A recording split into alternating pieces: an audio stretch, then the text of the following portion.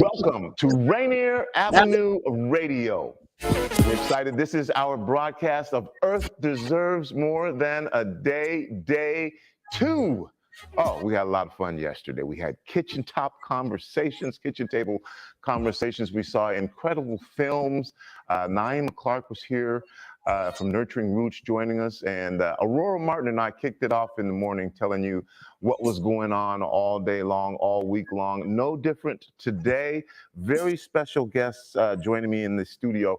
We're going to start off today by talking about the Indigenous perspectives on climate justice, featuring Naah Illahee Fund and the Young Warrior Society joining me right here in the studio, on the stage. Nicolette Warrior, who is the program coordinator. Nicolette, how are you doing? Oh, great. How are you? Fantastic. And also Johnny Buck, who is the program director. Johnny, how are you? I'm doing good, thanks. Now, I think that we've got Dan Nanamkin joining us as director of the Young Warrior Society on as well. Dan, are you in with us? Good morning. Yes, sir. We're here. Okay, Dan can hear. Dan, I'm having a little problem hearing you, but can you hear me? Yeah, I can hear you perfectly fine. Is that better? All right. Okay. We're going to get started here. Excited to talk to you about, excited to have this conversation about environmental justice and climate justice, something that affects everyone, goes across borders. But the first thing that I want to do is find out a little bit more about each of you.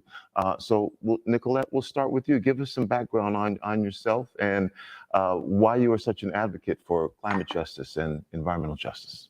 Great. Yeah, thank you. Again, my name is Nicolette, and thank you for having us. This is actually my second day on the job with Naah Illahee Fund. Whoa! Yeah, so what a way to start! I know, pretty exciting. So going we have them jump right in. Yeah, you just throw them right in there. Throw them in the fire. They walk out, come back bringing water. That's the goal, at least, right? And yeah, so for environmental justice and climate justice, it means a multitude of things. I sort of got involved in this realm of environmentalism when I was a young undergraduate. I studied a lot of hard science and public policy as two separate concepts, and I think I realized that later on, and I wanted to find a way to sort of join them together.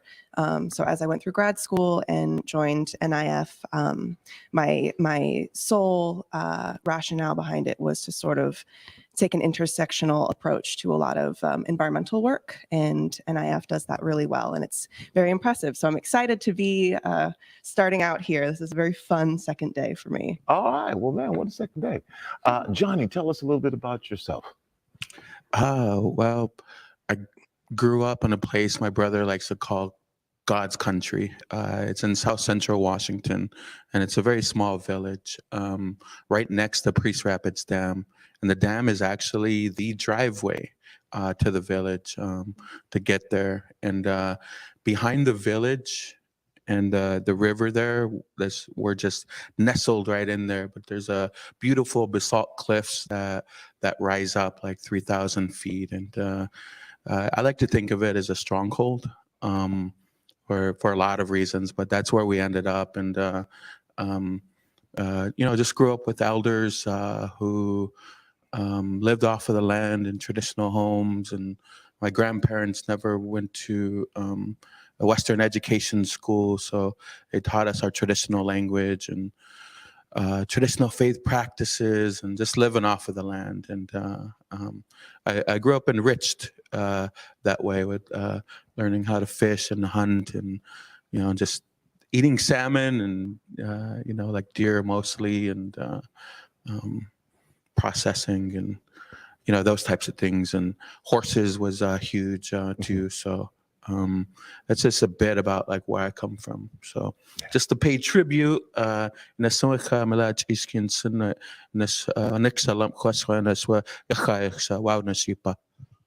right.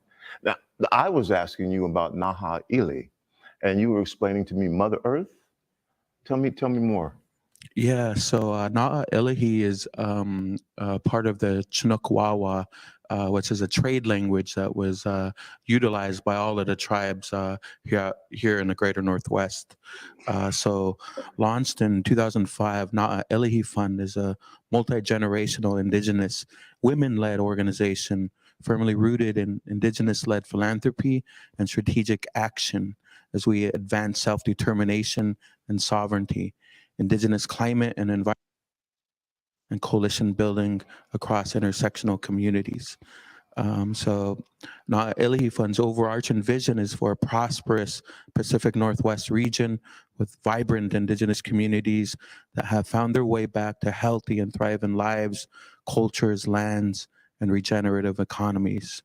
So over the years, Naah Illahee Fund has consistently grown and impacted our region. All right. And Dan, I have not forgot about you over there on Zoom. Tell us a little bit about yourself and about the Young Warrior Society as well. Can you hear me okay? A little bit. As long as you're coming through over the air, I can hear you enough. All right. Sorry about that. We had some technical difficulties, so I'm using my phone to log on. That's my name that I'm known to the land.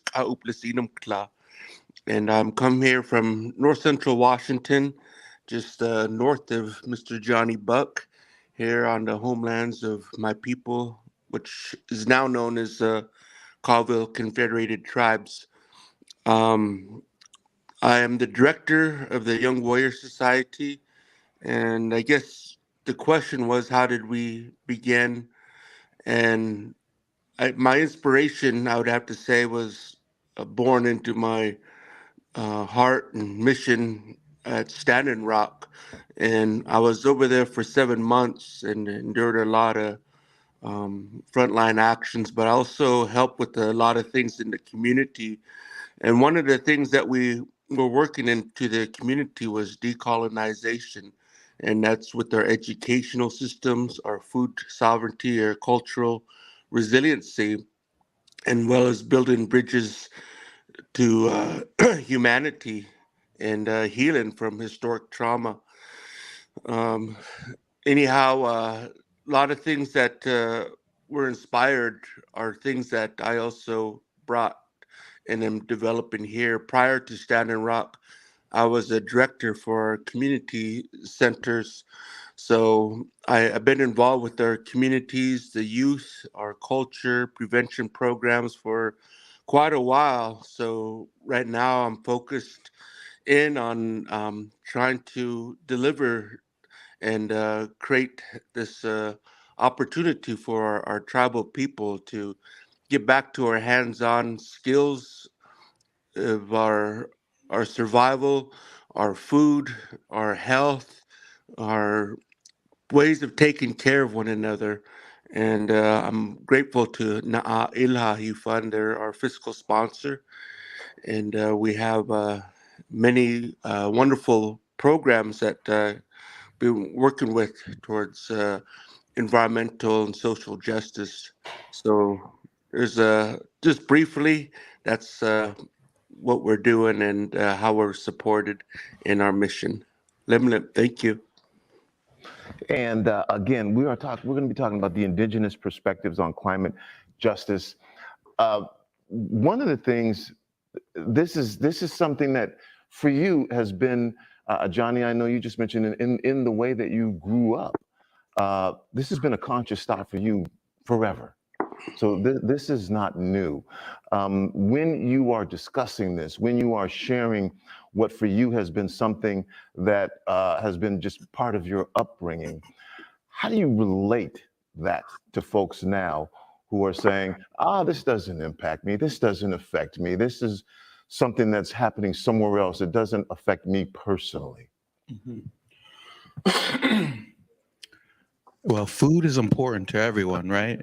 Right. We need it. We're dependent upon it, right? Yeah. Especially access to healthy foods, but even more importantly, traditional foods, right? That make us up who we are. And so we have a long history with salmon, We have a long history with water from the rivers and the land, just all of the waterways, and those are important. And also the big game, the deer, the elk, the wild sheep, the wild goats, the antelope, the buffalo. But we also have a lot of plant foods and medicines, from roots and bulbs. We, over 100 species, and also the berries that are important to us. And actually, our faith practice kind of revolves around that culture of gathering all of these foods and medicines. And if we're not gathering them, we're praying about gathering them. It's just kind of how we grow up. And they've been impacted, some more than others, by the climate change.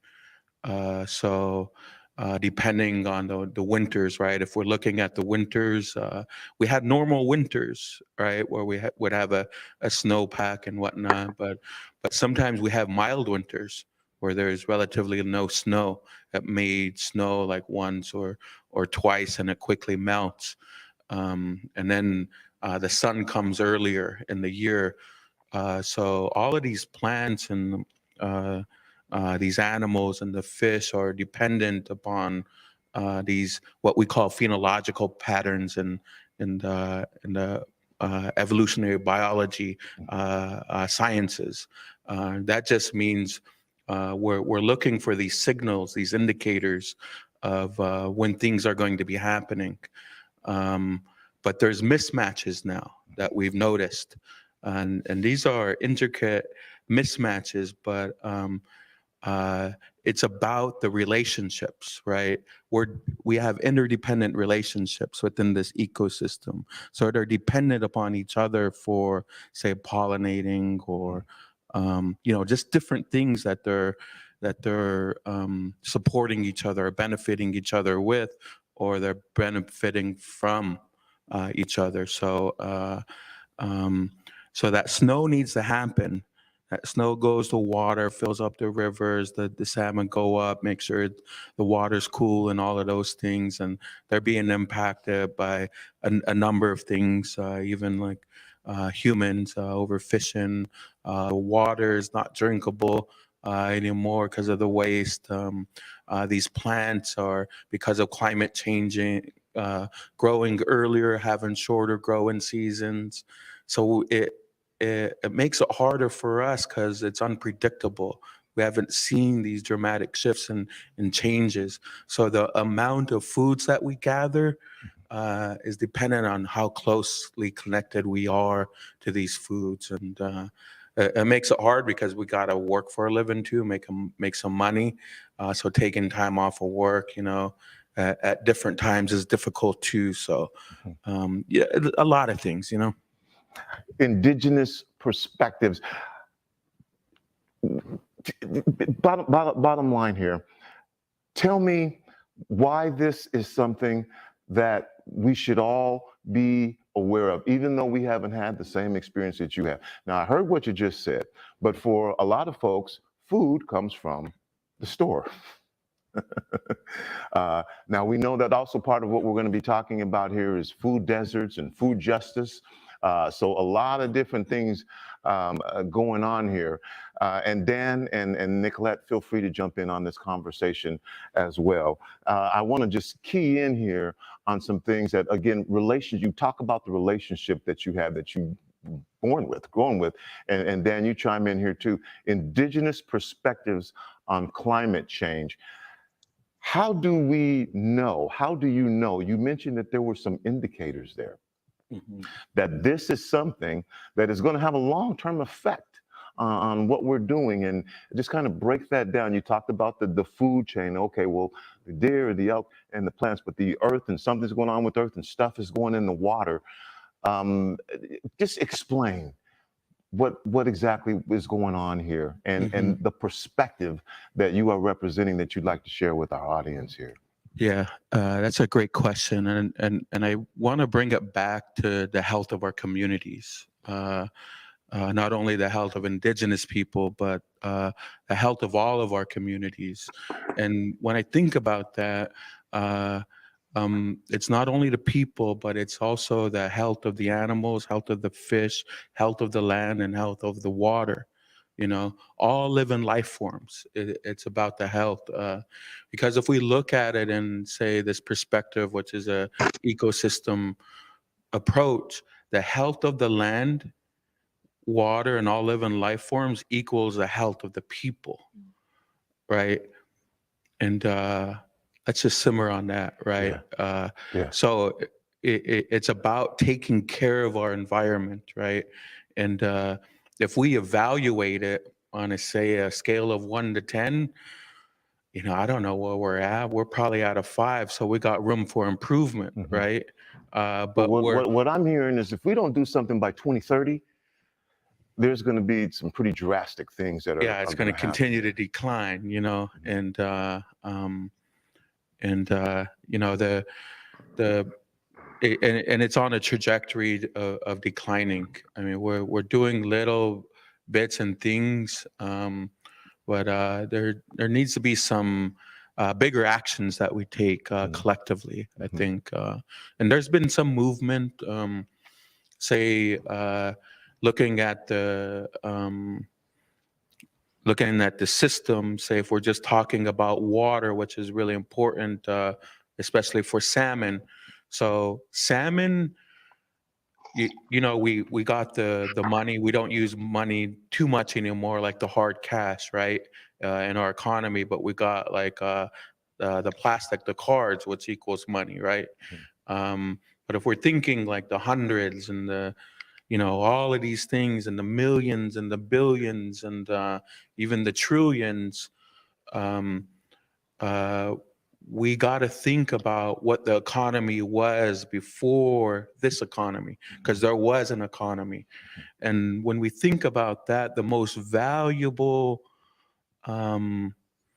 thing back then was salmon.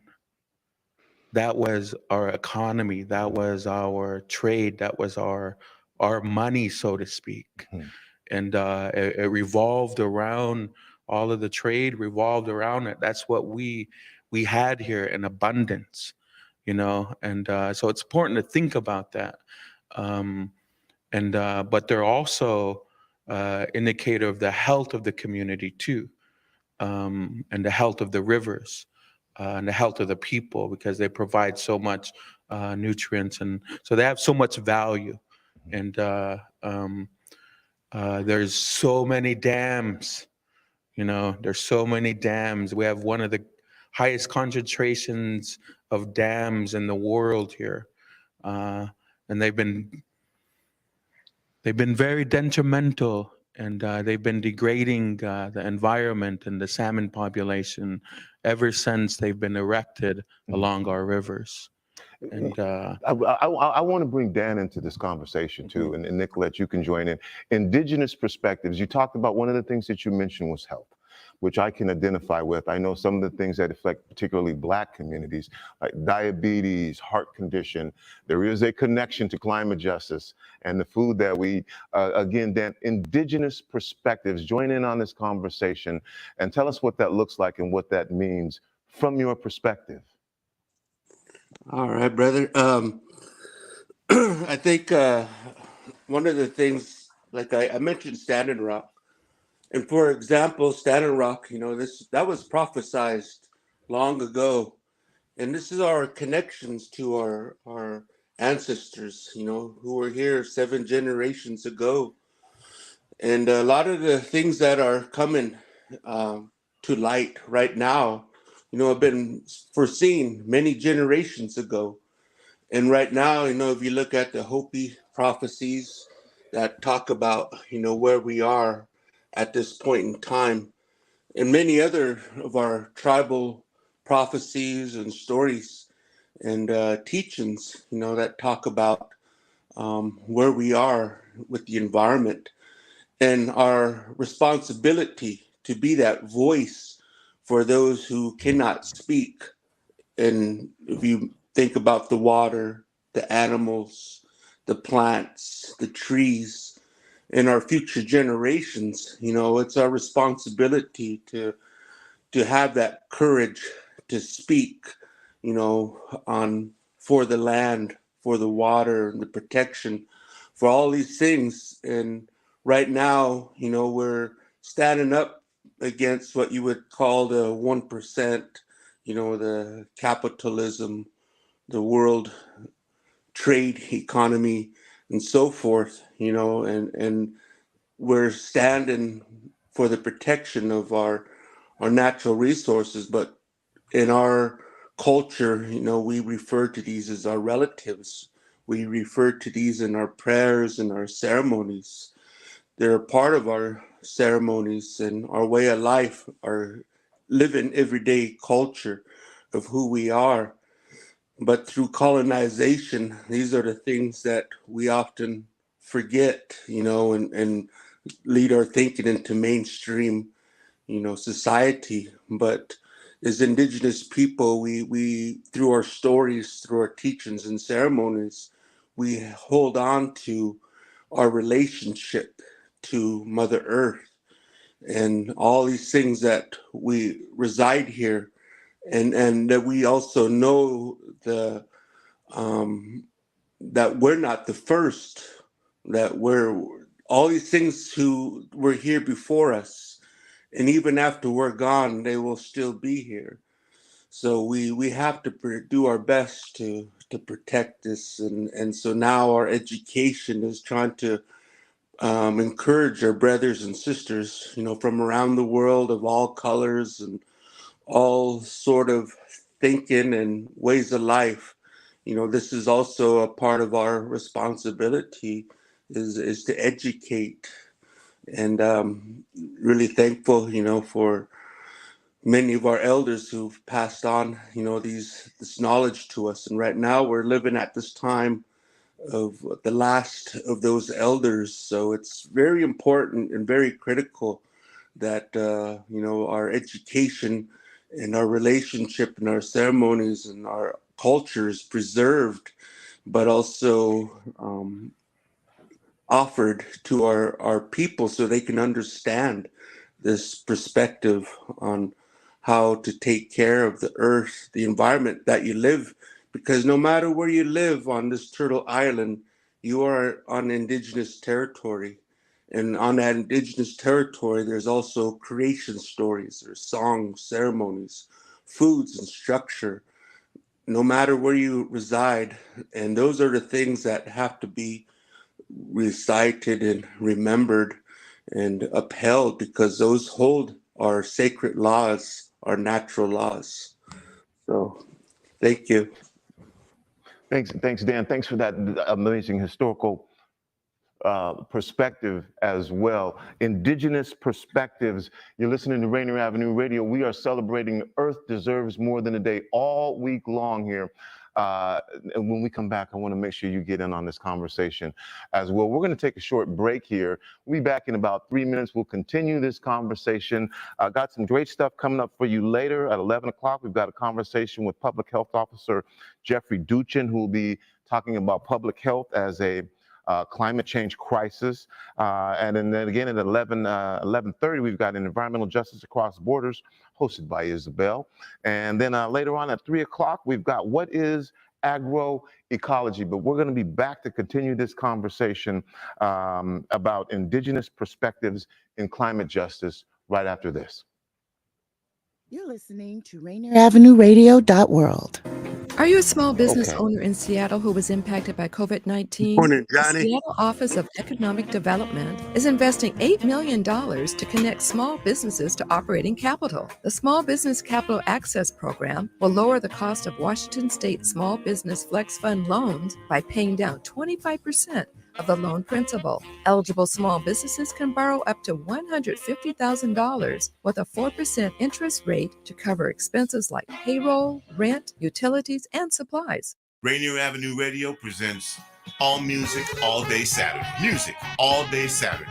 This is Edwin Bailey, Bulldog Blue. Jazz from the Cabinets. That's right. It's time once again for Jazz from the Cabinets with Big Poppy. Start Time. Thanks for tuning in. My name is Paul Pierce. This is Start Time. Saturdays, all music, all day. Reggae Hour, Hey Fox Night. Looking for the perfect beat? Yeah, it's the beat of the Fox. Fresh Juice with D-Money in there. Myself to the money. Pint-sized Patron. Taylor This Hart. is Spencia, the Northwest Rap Gang. DJ Medina. Chad Cheddar. Come on. Northwest Rap Game. Sergio Lacour's Love Line. It's Sergio's Love Lines with Sergio LaCour. Go to the phone line. Tell them who we talking. Sea Monster Radio. Mo Jams is your jam. We're live. Welcome to Mojam Mondays. This is KZ of KZ Music Media.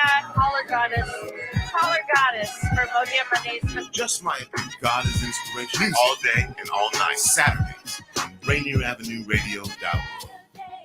Mga kaibigan, ito po si Kuya Bert Kawili. And this is Miles Salvador from Australia. And I'm Norb Kawili, also known as Norbcam. Kung gusto niyo po ang latest news and events from the Philippines at the local Filipino community, Phil-Am Radio po. We play Filipino music and interview guests from all around the world. And I'll keep you updated on the latest Seahawks and sports news. Kaya always tune in, Phil-Am Radio every Tuesday, 1 to 2:30 p.m. Pacific Time on Rainier Avenue Radio.world. And in YouTube and Facebook. Salamat po. Did you know that there's an updated COVID-19 booster that protects you even more than the original vaccines? Even if you got the first vaccinations, now it's time to get this new updated booster shot. It's especially important for adults 50 and over and people with a compromised immune system. Even though you may not hear about people catching COVID as often, each week in King County, some people even end up in the hospital because of it. So check with your loved ones and make sure they've gotten an updated booster. For more information on where to get a COVID vaccine, including free vaccination resources, visit kingcounty.gov/vaccines. kingcounty.gov/vaccines. You know you can't get enough of Rainier Avenue Radio.world.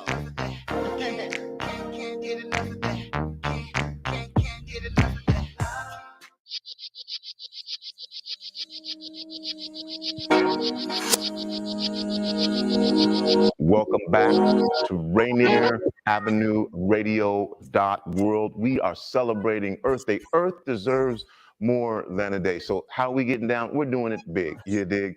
All week long, we are celebrating Earth Day, sharing with you different perspectives on environmental justice and climate justice. I'm excited to have here over the, with me personally, joining me right here in the studio, Nicolette Worrell. And I mentioned that when we come back from here, we're going to start with Buck here with me as well. And then also Dan is joining us on Zoom. Dan, are you still there with us? Right here, brother. All right.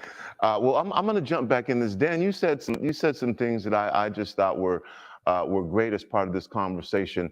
As a culture, you mentioned a responsibility to take care of the earth, this planet that takes care of us. And Nicolette, I wanted to bring you in on this conversation, and you mentioned that it was your studies, that engaged you. This is your second day on the job. Yes. This is more than a job. It's a lifestyle. So explain to me, when you come into this concept, when you hear conversations like this, we're accountable. We have to be accountable to everyone. Where does that put you? Where does that sit with you? How do you internally address that? Yeah, one of the things that I'm kind of thinking of in parallel to that is something you said earlier of people who are sort of have the mindset of like, oh, well, it doesn't affect me. It doesn't bother me. And I think that's a very intentional perspective, and it's meant to sort of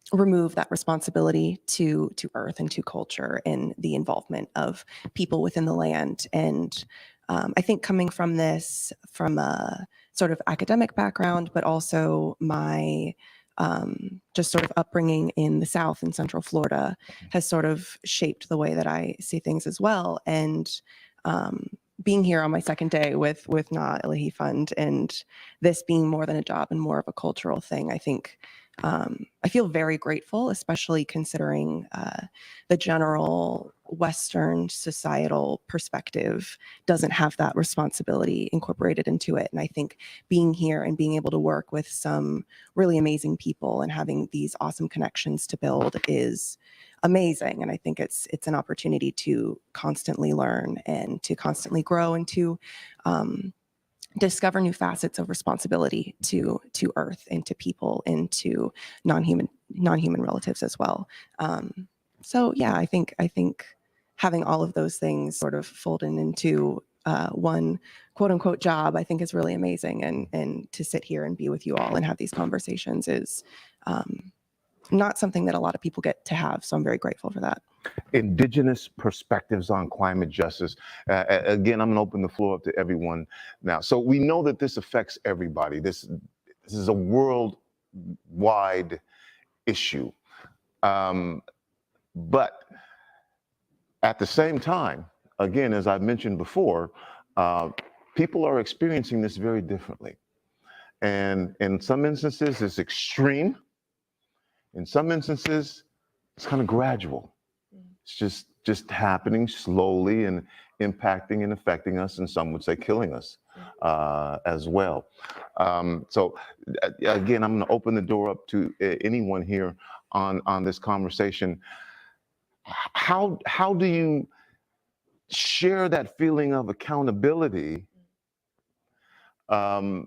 when, if everybody doesn't participate, you know, it's going to continue to get worse? And maybe I'm wrong about that. Maybe there are things that we can do individually. Maybe there are things that we can do as small groups that make a difference. Either way, you still have to take care of yourself while this is happening. And if you're thinking, okay, well, I'm doing my part, but the rest of the world is emitting greenhouse, you know, anyway. You know what I'm getting at here. How do you convey that message? What is that message where you take personal responsibility, you take accountability, even though this is a global problem and you may feel like this is bigger than me? What difference does it make if I do what I do? If everyone doesn't cooperate around the world, it's not going to work anyway. How do you hone that down? Can I chime in after John? Yeah, I could chime in. I think what comes up for me is this whole like movement of like colonization and capitalism and industrialization and that superiority, of like the earth doesn't mean anything, and or they're disposable, these fish and these salmon and these plants and these forests, and they're going to make us money. They're going to make us rich, and they're going to give us these things within capitalism and society that are important to us. And that's a narrative, right? That's a dominant society narrative. Prior to that, the dominant society narrative of indigenous people here, especially in the greater Northwest and the places that I come from, it's about stewarding. It's about taking care of the land, and any of the decisions that we're going to make, that our ancestors had made, they considered 7 generations into the future on how that was going to impact the future. And they made those decisions accordingly with those considerations. So they were looking out for our future. They believed that that they didn't own the land, that they were only taking care of it for future generations, making sure that they had healthy land, they were secure, they had this abundance, and that they can be enhanced as individuals, as a group of people from their relationship to the land, continuing to take care of these relationships that we have with all living life forms, the land itself and the waterways. And that narrative was erased. That knowledge was erased. But now, when we consider the global change, the climate change, the global warming, all of the things happening in our environment that are degrading it, it really emphasizes the need for that knowledge of indigenous peoples and that cosmology. If then that one of those cosmologies is a deep understanding. If we take care of all. You know, what I hear you saying here at Rainier Avenue Radio, one of the things we do is we take care of our community. That's why we're called Rainier Avenue Radio. Granted, we reach all over the world, but our community is so diverse that it gives us a rich culture of traditions. And what I hear you saying is something that we've been sharing, which is generational wealth. A lot of times when we talk about generational wealth or hear about it, you think in terms of capitalism and money, which is what we have here. But I'm hearing you talk about intergenerational communication over decades that builds that same generational wealth that will lead to survival. Dan, you can jump in here, or Nicolette, you can jump in here as well. Again, when we talk of this station, we've talked about reparations, we've talked about again, generational wealth. I'm excited to be having this conversation about environmental justice and climate justice. Dan, what do you think about that, this relationship where people don't see a value to saying, I can accept personal responsibility. I see more of a value in taking care of myself and gathering things personally. Do you see that, what I'm saying here about generational wealth, and how that can also, that is something that is passed on from generation to generation that ultimately could lead to us doing a better job at environmental justice and climate change? Yes, sir. Well, after Standing Rock, basically that was 6 years ago, and I self-funded a personal journey, and I went across the nation. And for a couple of years, I lived with different groups of people, and I tried to gain knowledge, of the different perspectives of different groups of humanity, different circles of life. And there were some that were very, very wealthy, Bitcoin millionaires, and there's also intergenerational poverty, and so you see there's a big difference, in the changes, sometimes by what they have or have not. And this is a continual struggle, on both sides of the spectrum. And I think that's one of the things that we deal a lot with, especially living here in an impoverished, isolated region in north central Washington, with extreme poverty and the highest unemployment rates. So how do we rise up? How do we take care of the land and take care of our health when we're just struggling just to survive? So, there's a lot of awareness, that needs to be out there, the philanthropy and so forth, to understand, these resources that need to be out here so we could all create some sort of balance. And so personally, I'm using art, I'm using creativity, I'm using storytelling. So I go to schools and I talk to the kids about our storytelling, because these provide our values, our basis of our connection to our sacred natural laws of sustainability and how we live here on the land.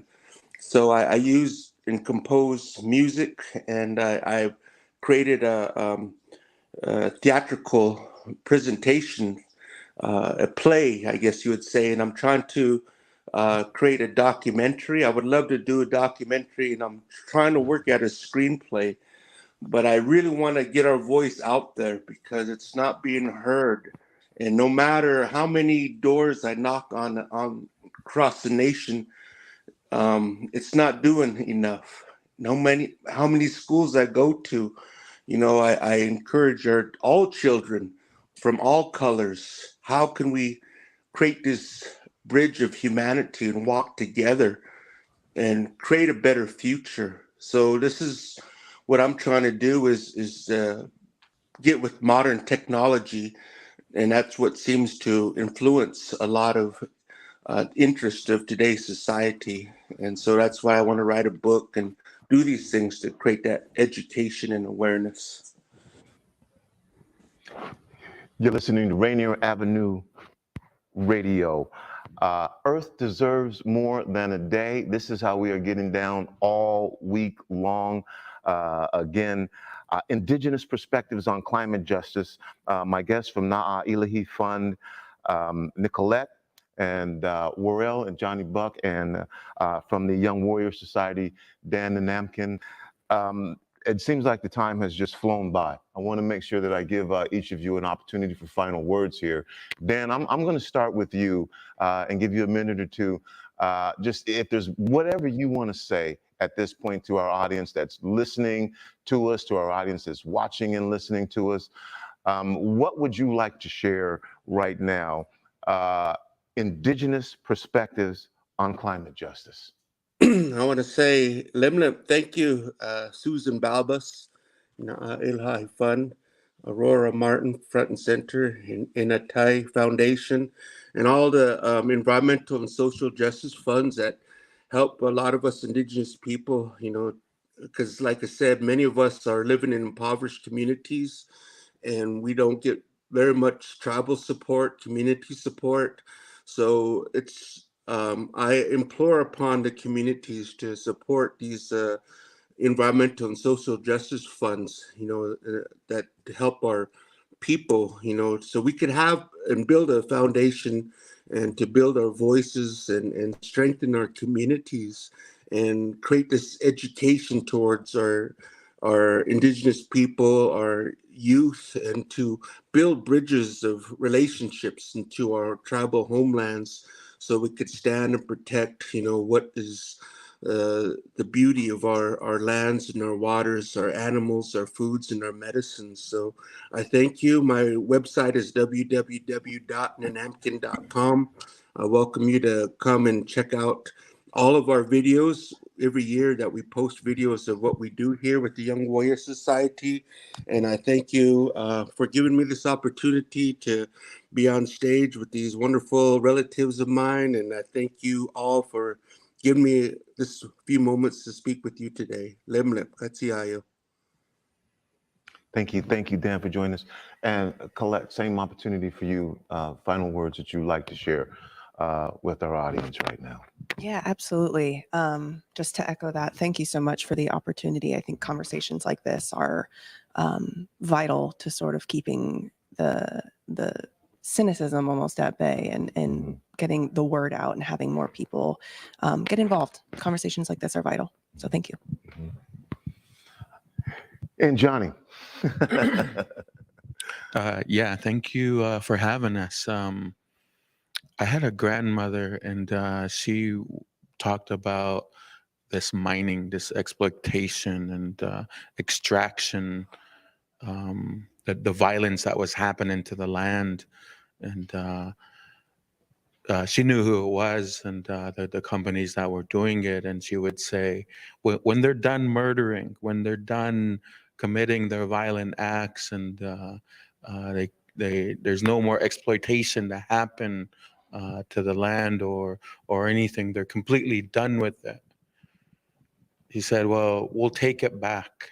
We'll take Mother Earth back, and we'll bring her back to health. We'll nurture her. We'll heal her. And we have that faith and we have that know-how. We have that wisdom. And those stories should never go silent. And it's important to continue to take steps forward in the struggle to protect and steward the earth and all of the living life forms, the water, and to stand up and protect our communities from that exploitation and extraction and violence, because it does impact us. And we need to promote these communities that are vibrant and colorful and that enhance us and that are loving and caring. So thank you again. Again, it's me, Tony B. I want to tell you a little bit about what's going to be going on here later on this week, just to give you a heads up. So on Friday, kind of the closing ceremony, if you will, there'll be a film, Doctrine of Recovery. That will not be shown online. You have to be here at the theater to see that at 5 o'clock on Friday. On Thursday, we got some very cool stuff going on as well. Ramps to Nowhere, another film that's going to be showing. You actually can watch that one online. I got a little insight into what that's about. Just an incredible breaking ground, a transportation justice radio show. That's also on Thursday. Now on Wednesday's kind of Youth Day. We'll start off again tomorrow morning at 10 o'clock with youth leading tomorrow, and that conversation will I believe that's Nick from Urban League will be here. Then the Global African Initiative featuring Yolanda Send of the Global African Community. Then again, Youth Radio Takeover tomorrow as well. I guess we're going to have youth from all over who will be sharing their perspectives. We're not going to edit them. It'll be their voices. Later on today, you also have the opportunity, some interesting things going on as well. Immediately after this broadcast, again, I'll continue to be on the air, and I'll be talking with Jeffrey Duchin, who's the public health officer for Seattle King County, and we're going to be talking about climate justice as a health crisis. And then immediately following that, Isabel will be leading a discussion, environmental justice across borders. That's coming up at 11:30 at 1 o'clock. We've got activism and the urgency of the story on the front lines. And then again, later on, we've got a couple of documentary films, or actually it's just one, Necessity, Climate Justice and the Thin Green Line. So we're going to be here all week long. Again, very special thanks to my guests from Illahee and Young Warrior Society. Nicolette Worrell, thank you. Johnny, appreciate you taking the time to come share this information, valuable information with us. And there's just not enough places to get these kinds of conversations. And Dan, you're still with me over there on Zoom? Yes, sir, Tony. Thank you, brother. I appreciate your leadership and again, your words of wisdom. Hopefully folks will take this to heart. And again, from what I've heard, if we don't do something drastic by 2030, it's not going to be good. So we have a few years left, which isn't a whole lot of time. But again, Illahee, Mother Earth, that's would you like to say something in your native listening before? A song, Yeah, Johnny. I can do that. Thanks for the opportunity. Yeah, chikuk sheikh mastukin tlach minaimoma nagui koyam chiti chamiwa ayayat ani alakhaykhisa chiti cham alakhaykhisa nami waunaksis kunami tamna kunami wakiswet nchi tamanwa payo atta na. Indigenous perspectives on climate change. For everyone, it's me, Tony B, and Rainier Avenue Radio. I'll be back in about 3 minutes with our King County Public Health Officer, Jeffrey Duchin. Thanks for listening.